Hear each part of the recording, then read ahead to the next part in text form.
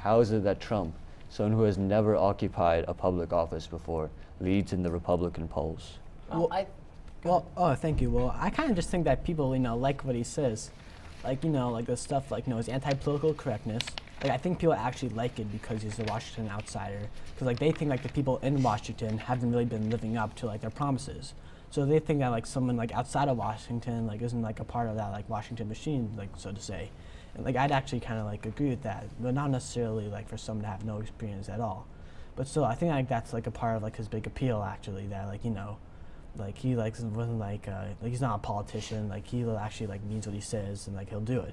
So I think that's what people take away from like him, like what he says. And I also think that this appeal to a candidate who has no experience in government comes from the fact that Republicans are very anti-government when it comes to the issues. They want government to stay out of their life more so than Democrats.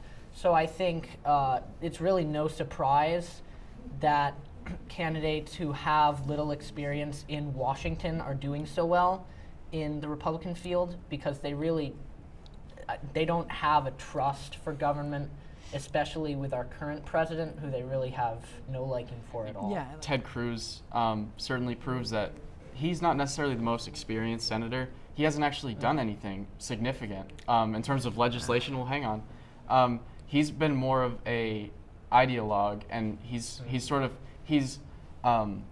displayed an ideology that's appealing to people rather than certain specific actions that he's done that have actually helped people. Well, I would also I think more than anything, it's an ideal thing. It's an ideal. Yeah, Donald Trump definitely. I would also say before Noah says what he has to say, Ted Cruz has done significant things, definitely, but they just haven't been good.